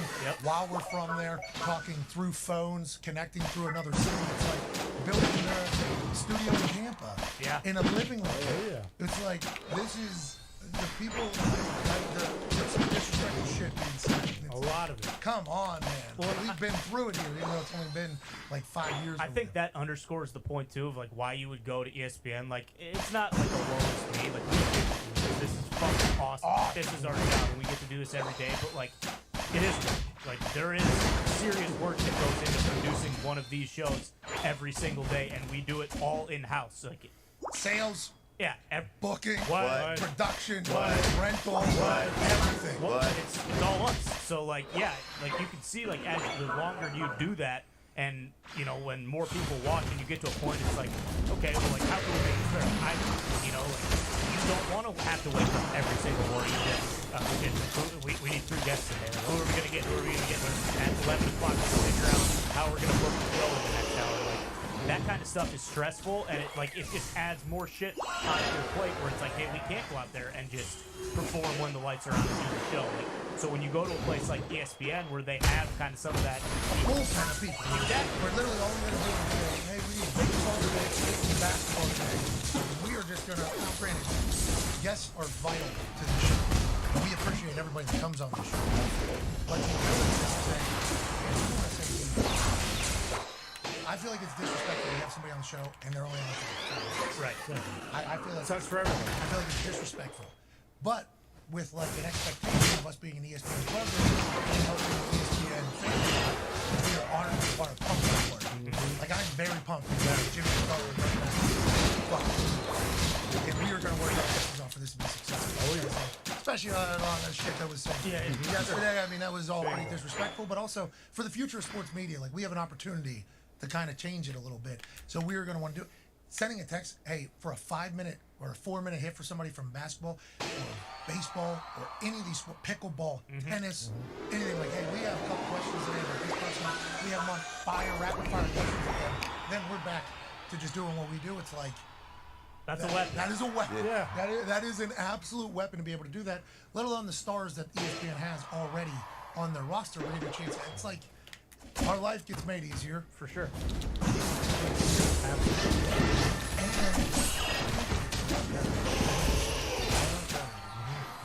Being able to show NBA highlights this morning, Joker, that'd be a lot of fun.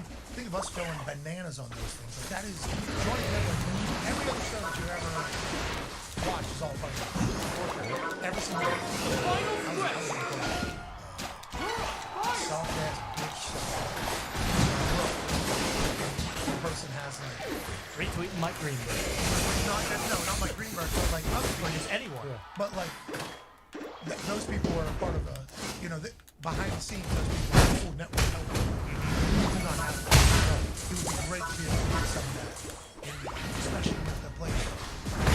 Every television screen in America. Delphox, ignora esa mamada, Delphox. It was a fun day. There's a lot of celebrating. Shout out to the players, Tyreek Hill. Sent a little love. A lot of people on camera who understand and been in the business sent their love. Ex-ESPNers who built up ESPN, Eisen and others. Leventhal sent a congratulations. It's pretty cool. Well, I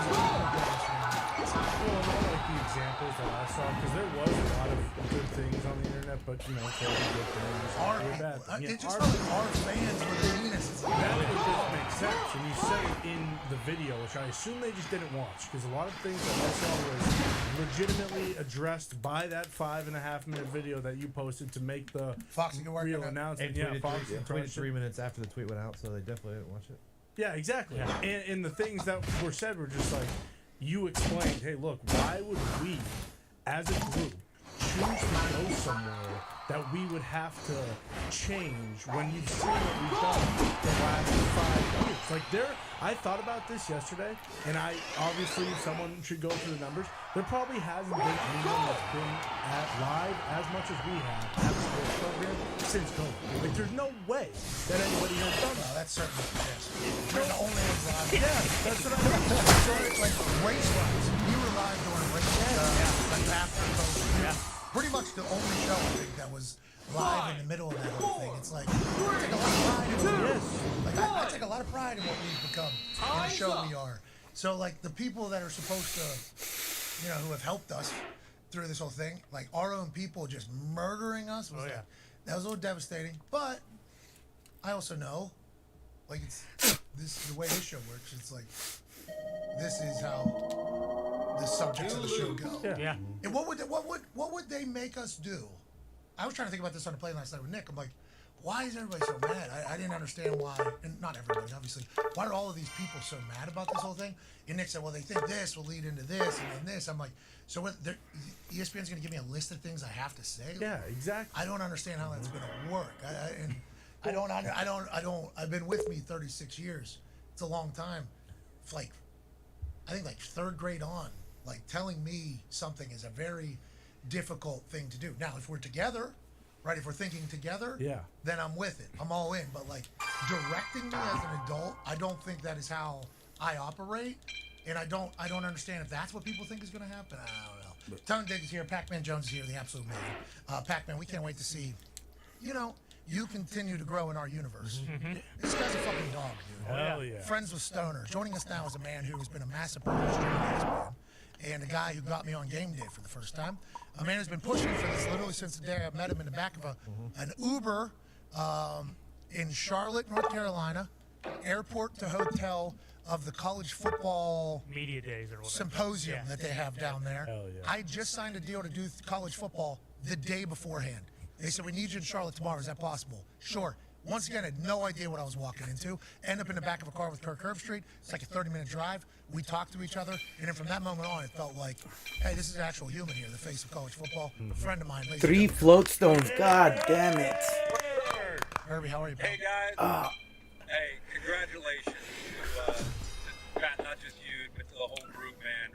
Like you said, I've been a big fan of what you guys do and how you do it for a long time. And we were lucky enough to have you on game day last year. And I didn't notice you changed your brand on game day last year. You were you the entire way through, all the way to the end of the season. And that's what you'll continue to be. Anybody that knows you knows that's the only way you'll ever be.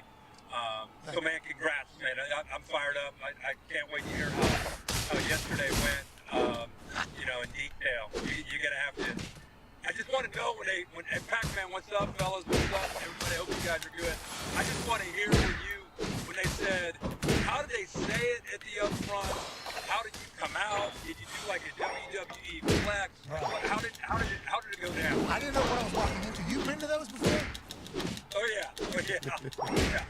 That is the corporate event. I mean, that is like, comedians talk about like doing corporate events or speaking at corporate events. And like, that was the Super Bowl. You knew that that's what I was walking into? I had no idea. Yeah. So the times I've done it, I'm the dummy that does what they say. They're like, okay, here's the prompter. Al's going to say this, you're going to say that. Roger Goodell's going to come out. And you guys just ask for a couple. I'm like, okay, all right. And I'm like, there's no way you're going to do whatever their like rehearsal was. I was like, Pat's just going to show up and just like shock the world with whatever he's about to do. I dropped the fuck in there. I didn't say it. That was the one time. The teleprompter. This guy. It's a bot match. It has to be a fucking bot match, bro. Fantastic. He owns oh my fucking god, bro. This game is so bad. So bad. Of that whole thing. He was emailing me. I didn't know he was asking for like, hey, I was really just responding. All right, sounds good. See you guys at this time. See you at this time. All of his notes in that email were on the teleprompter. And so I think there was a chance John thought and was probably telling the people that he works for, hey, this is what he's gonna. I saw like words moving, Nick in the back. Yeah, bot match. That whole thing's happening, and then the screen went black, the teleprompter, and then they put like a red X and then a wrap it up. And I almost started laughing or whatever. But like big pop in the room afterwards, where they're like, you didn't even read No, I had no idea the teleprompter was that serious. It's a serious ordeal. The teleprompter is a big part of the whole thing. I did not know. I had no fucking idea. Wait. They thought you were going to read their script? I think so, yeah. I think they did. This consulting company. Yeah, it was... Bird! It was awesome, Herbie. What is wrong with that fucking bird? They're going to ruin him. Like, how? What are we even talking about? Were you solo out there? This is so frustrating. Somebody out there with you. No, you know, It's like, bro, the fucking bot doesn't know that the guy's almost dead. I didn't do interception. The baby comes to me early. I was going to keep this, but it got. Thank you, Bird. Thank you, Bird. That I had. So I needed a little bit of help. All of a sudden, I'm fucked. I got nothing. But I didn't even look into this. I had no idea what this was. And I talked to the boys about this. So we've owned a digital media company for 5 years, done 0 upfronts. Right? Like, that is. Dynamic buncher. Yeah. Abnormality. There it is. Well, and tell everybody who's in the audience. Everybody. Like every suit. Gary Bettman is in the audience at one point. I think every advertising agency, which we have great relationships with. Us and advertising agencies get along very, very, very well. All of them are out there because they're big script people too. You know, they send you a script, read the script, don't need any ad libs. Okay, do your thing. Yeah, we're not going to do that. And we've lost some companies that were in the crowd, probably. Yeah. All suits, though, Herbie. Every single one of them that you could imagine were out there. And I did not know that. I peeked my head around the curtain. And oh, fuck. Oh, all right. Serena just got done speaking. And then Elton there. And then all of a sudden, Elton was Pat McAfee. And then I'm like, be a little different. Tough crowd, though. I think I got him by the end. I think I got him. I wasn't getting off that stage by the time I got him. Did Joe with Roy follow you with Peyton there? I mean, I already have my fucking 6 stacks. Peyton was there. He talked about Omaha and everything Omaha's doing with him. The Monday Night Mailing. He had a great one. I mean, he was great. I think directly after me. I don't know. Nick, who was after me? Do you remember? Yeah, because I got ushered off and then I'm out of there and then I see, you know, the Kardashians and Seacrest and Strahan and the whole thing. You know what I mean? That was a full. Oh, yeah. It was wild, dude. Yeah, I really almost fly to New York to see it. I wonder who, like, you know? I didn't know any of those people. We were sitting backstage on this, so we kind of looked like nerds. Everybody was, Gavin. Spite over there, Dr. Mitchell. Oh, nice. Yeah, he was sitting over there. I should have went over and talked to him a little bit more. But everybody, like, was kind of meandering over here, chatting like social hour before the show starts. Me and Nick trying to get my jacket off. Sweating, get some air. By ourselves in the corner pretty much for 10, 15 minutes. But, you know, next year will be a little... Nah, we're not getting invited back. There's no way I get invited back. Oh, yeah. Oh, yeah, you will. Yeah, you will. Hey, there's a lot of money in that room, Herbie. You get a chance to talk to that room. We talk to that room. Like, you know what I mean? Well, they need all that money for you and your team to be able to come on over to the fifth floor.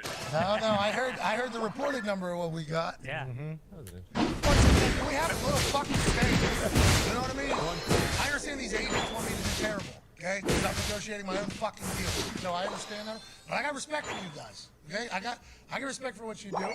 I would just like a little bit in return. You know what I mean? A little bit in return. Who do you think leaks that kind of information? I don't know. Well, it's just like sports stuff. It's just like sports stuff. Like, why do people leak information? Well, it makes them look better. Makes them look better. Like, why is this information getting out? You know what I mean? So, always got to think about that. I don't remember everything's out, but I don't like that my business sense is also getting all caught in questions. Motherfucker, Can you break it? Because I've heard so many different things. What exactly you guys are going to do? Yeah, it sucks you're losing those are like the main. Yeah, sucks we can't go through it all. Wish we could. Yeah, sorry, can't do it. Bad journalism there. Yep. This is what ESPN is. Yeah, always drop. Oh no.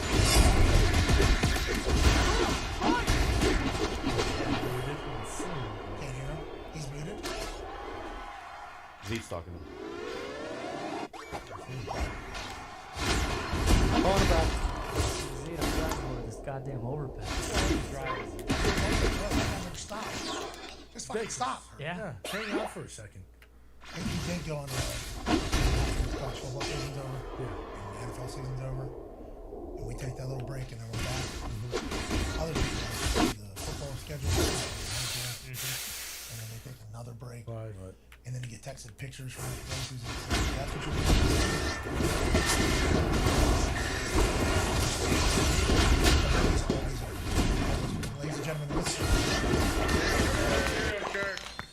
you doing, pal? Oh no! I'm good, man. I'm good. I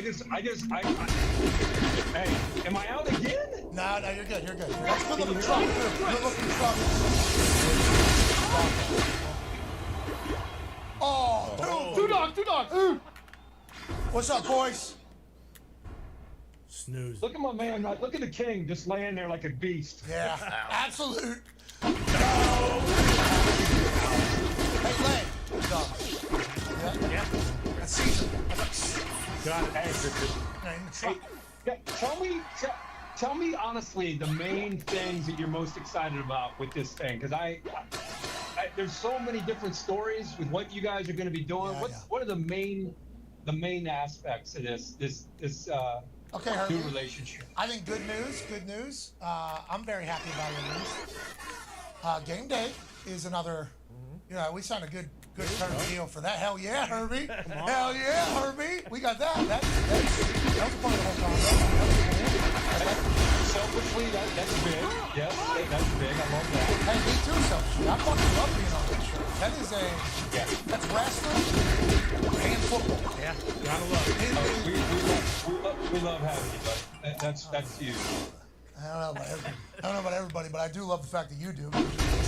I appreciate that whole thing. But we'll go noon to 2 on ESPN linear.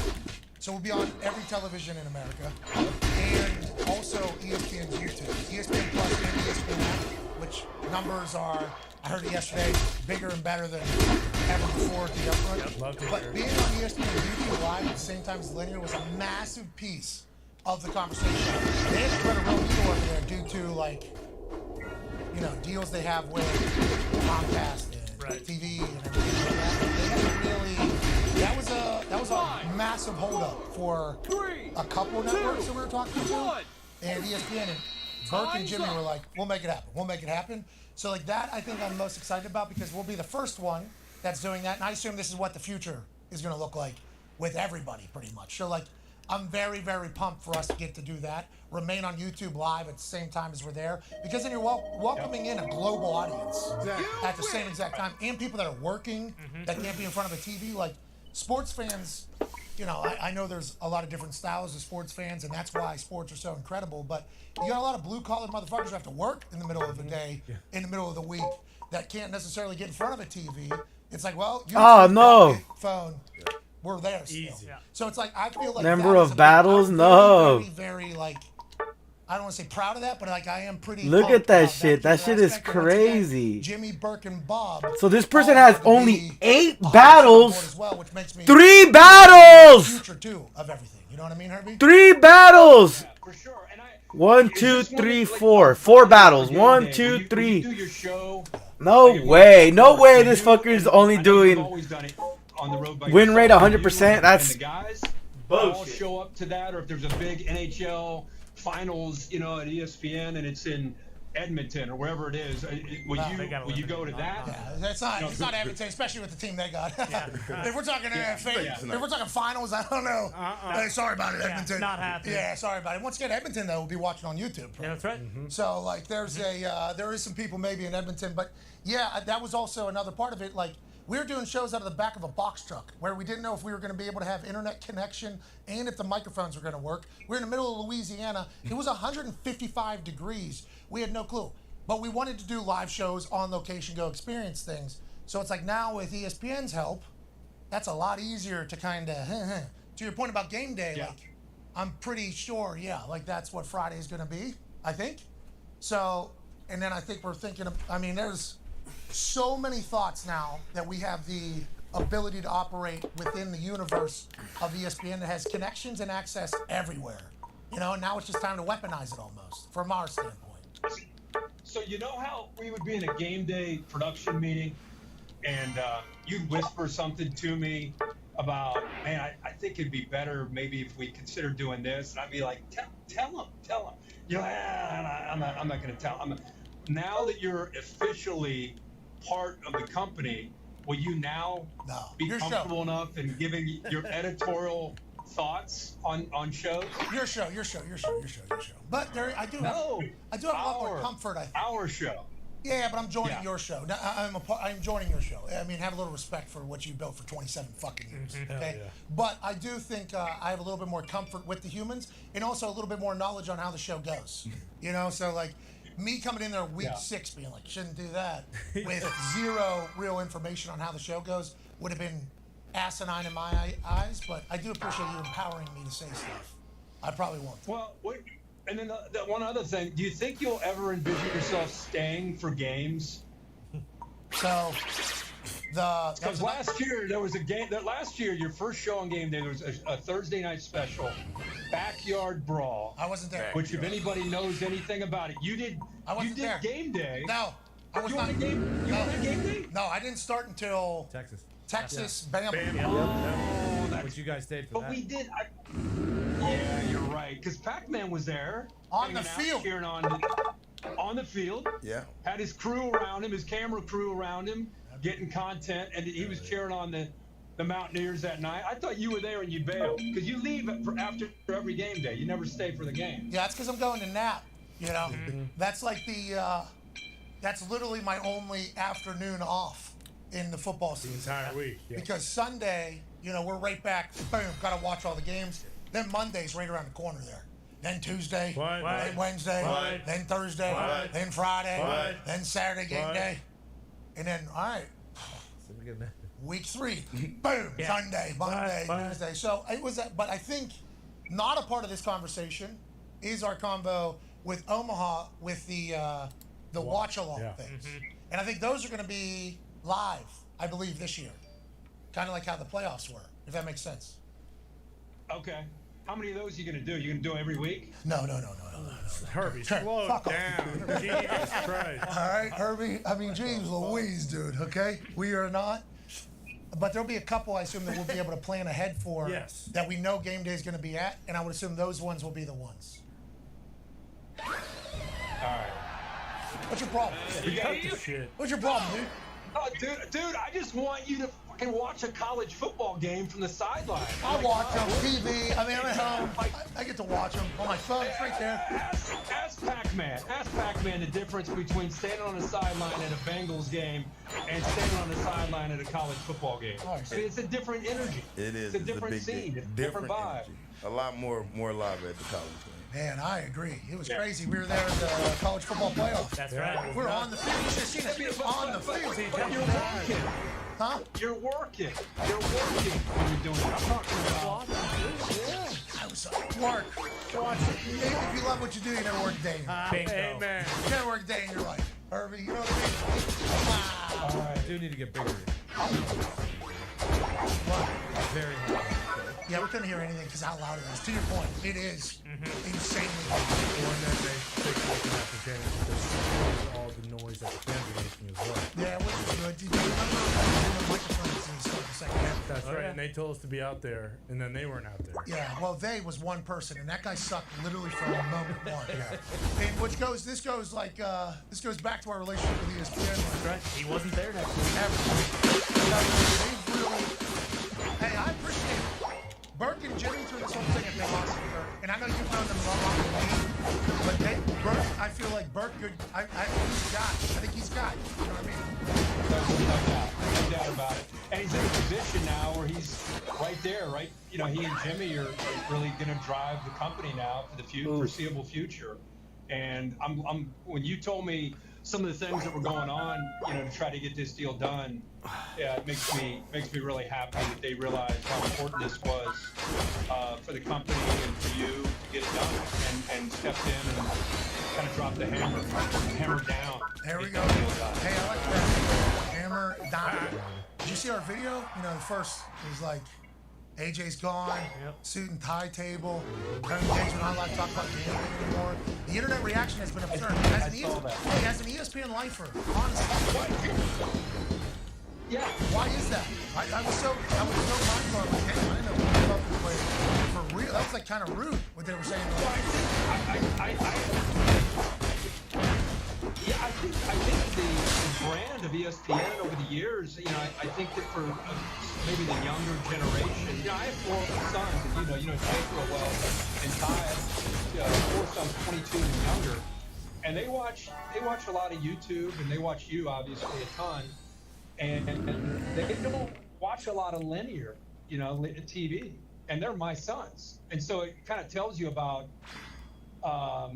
where that generation is. And I think there's a perception, fairly or unfairly, that ESPN or maybe any network for that company, for you and the way you build your brand, doing it your way, maybe there was a perception, oh God, Pat finally sold out, he got too big, here he goes, it's too good to be true, and we knew it. And I'm like, especially your own fans, like, who would ever... They were killing me, Herbie. I was getting killed by it. I know, but like you said, your own fans would think, it's like anybody who listens to you and your guys, like, you would never sign a contract where you're going to, listen to the upfront story. You're like, oh, there's a prompter? What am I, you just walked out there and you were you. That was like your opening remarks to being a part of the ESPN brand. And that's not going to change. Anybody that's never going to change. That's not what ESPN would not hire you to say, okay, now come over here and get in this little box. See, but I think people think that about ESPN, absolutely. which is the problem. Like, people think that, and I don't know how that became the immediate thing. I guess instead of blaming talent, I guess they're just blaming the network, as a whole. As a whole, which is interesting. Oh, you're in the back of a box truck, bro? With Hawaii? All right. Oh, he looks pretty good. There we go. So I'm about to get into Tennessee. I'm leaving Kentucky and going to Tennessee. I don't know what still hear me and see me? Yeah, well, you're the only 10 we've seen. Pat, if you can still hear me, I would say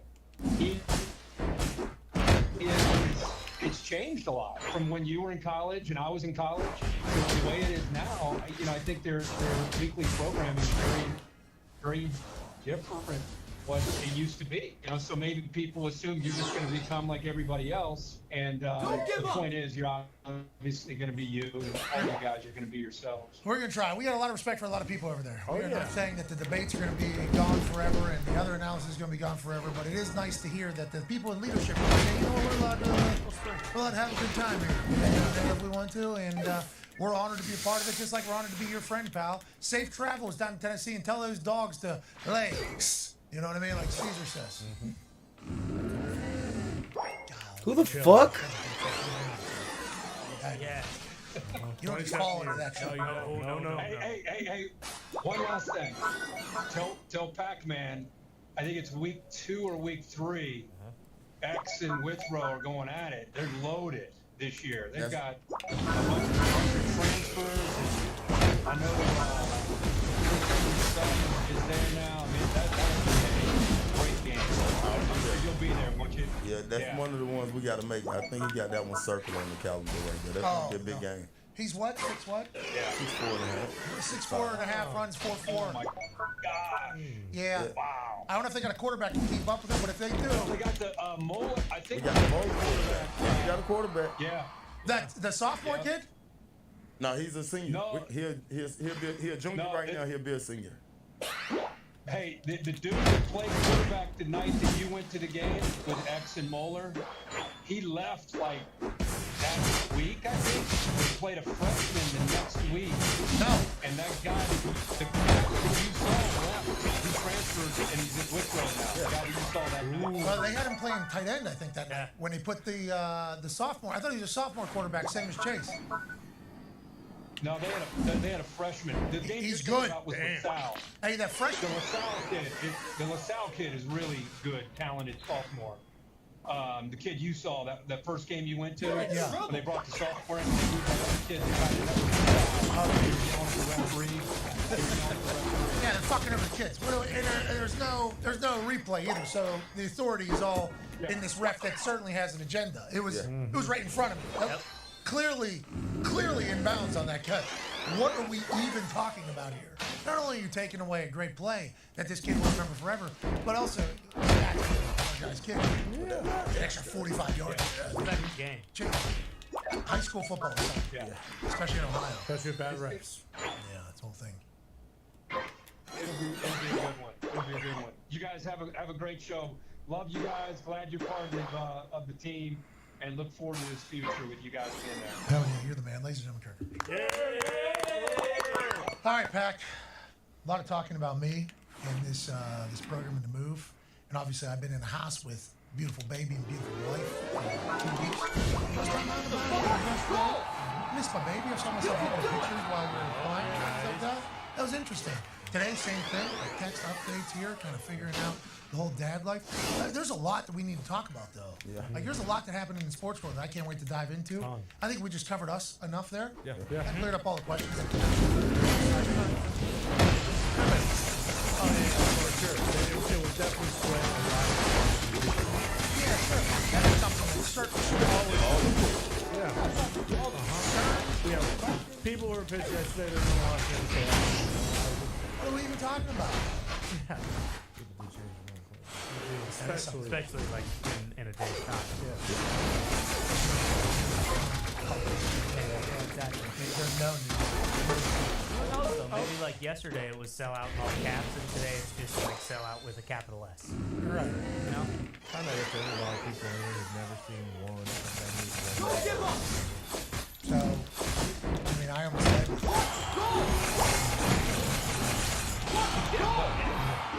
I was walking down the hallway, all these characters and the class, and I'm like, I said, oh, that's Darth Vader was in the movie. You gotta correct me. That's that one. No. It was embarrassing. Yeah, it's tough. I didn't know any of the shit that was going on. What about the Hulk? You're an anomaly. I know the Hulk, obviously. Nice. The Hulk was not the only one. Iron Man? Oh, yeah, I would have known it. Clune. Yeah. Donnie walks by. Captain America. I know Captain America. Bingo. So Bond is like their Captain America, England's? No, because he's not a superhero. He Bond is like their TC. Yeah. He's like their Ethan. Oh, okay. What's the trailer? Second trailer came out today. Oh boy. Yeah. Unbelievable. It looks so like Jaws music, you remember? I'd say like Monday Night Football music, you remember? Masters music, you remember? That Mission Impossible. Like I haven't dove into the Impossible series there with Evan. Is that his name? Ethan Hunt. There it is. Ethan. I haven't dove into that whole thing, but I do know the music. And as I was watching that trailer, I'm like, gotta be pretty cool that that's there as Tom doing something fucking absurd. Oh yeah. It's good shit. All right, let's get to a break. On the other side, we'll talk about everything happening in the sports world. I can't wait to dive into it all. I've missed a lot, but a lot has been covered by you guys in an incredible fashion. Yeah, it's good to have you back, though. Yeah, we missed you. Yeah, we did. We certainly missed you. No, you guys did an incredible job. I understand why people watch the program, by the way. I was watching some other shows that are on TV throughout the day. Sure. Yeah. Really proud of you guys. Okay? Not just in the sports world. Yeah, all over, actually. You watch a lot of Red Table? That's canceled, I think. It did get canceled. Zuckerberg, after winning the jiu-jitsu tournament, he said also, Red Table Talk has been canceled immediately. I actually saw an internet report, I don't know if it's true or not, that he's the one teaching Tua how to fall. That would be huge news. All right. He might be the one that creates the helmet. Yeah. I'm surprised Elon hasn't said, you know what, I'll create one of these The airbag. quarterback helmets. Yeah, he's too busy sending TC up in space for his next movie. Oh, is he a part of the... He's going to ride the rocket up and have kind of like a horse range on the top of it. I tweeted Elon because he talked about the creators split on Twitter and what it's going to be and everything like that. I said, oh, that's dope, man. Also, been sitting on this for like a month. Yep. Next day. Yes, it did. He sees everything. Yeah, he does. He does. I think he fucking lives on there. Locked in. Well, he plugs in at night. And I was wondering, I was like, does Elon not like it? Because like top tweets, we'll be like 4 scrolls down in top tweets, even if we have more action than everything else that's on there. Then the application thing for this thing he was like promoting was just like, we're reviewing it and everything. I'm like, does he? Because I feel like he does potentially take all the information. Is it because we've just called him an alien literally since the first time? Like, is he offended by us saying it? Shouldn't be. Shouldn't be. It's a compliment. It's a compliment, dude. We experienced it last year, too, with the giveaways. They don't do, like, use this hashtag and put it up there. They would bury us all. Yeah. Oh, yeah. It's like, Elon, what the fuck? Yeah. Everybody's mad at Elon for, buying it or whatever. And I'm like, we've been through 4 ownership groups of Twitter here. Love Twitter. Twitter is always going to be And then I start seeing little things. I'm like, what the fuck, Elon? What are you coming after us? Yeah. What are you coming after us for? We love Twitter. There's no reason for that. We're fans. Now you can write blogs on there too, which is sweet. That was a cool little thing. Yeah. This is the longest tweet I've ever seen. It's like, me too, bro. Have you noticed that every tweet now, like, it'll say geotech from Earth? So, like, his plan is he's going to tweet from Mars. It's the X app, bro. He's trying to create the X app, which started out as a tweet from somebody saying, Elon needs to make everything happen. Not a bad idea. That's genius. Yeah. Let me revisit this in like 4 years. I need to make some flamethrowers first. Some tunnels. Yep. Get this Cybertruck out there. Then I'll get into the app game. So he's gonna put Amazon, Twitter, YouTube, What? Instagram, I assume. Yeah. All into one app. Yep. Yeah, maybe Spotify throwing some music or something. He gets DoorDash on there too. I mean, Oh, there we go. Yeah. That'd be good. That hey. DoorDash, shout out. Entertaining. I'm sure Uber Eats is good too. But Yeah, that ought to do the trick. Yeah, I'd say. That'll do. Yeah. AJ better have done his fucking homework. He sent me a text this morning. He said, "What's that program called?" You guys? I think you should leave. All right. Thinking of leaving. We'll leave this first hour behind. We'll get into the second hour.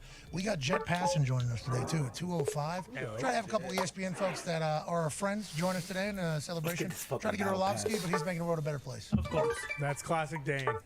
Got a chance to chat with him last night for a while. What a specimen. He's excited It was to be on the same fudging team awesome. again. Yeah, him putting his tweet out. It's great to be teammates again. Yep. It's like Dano. Prayer hands. We get it, Dan.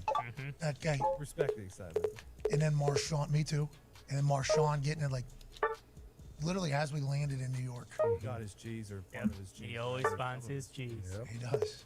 Shout out to Marshawn though. He put in one of the articles that we were negotiating with Apple. We were not, but that certainly helped the whole conversation. We'll be back in about 5. Be a friend, tell a friend something nice. Take 5. 5.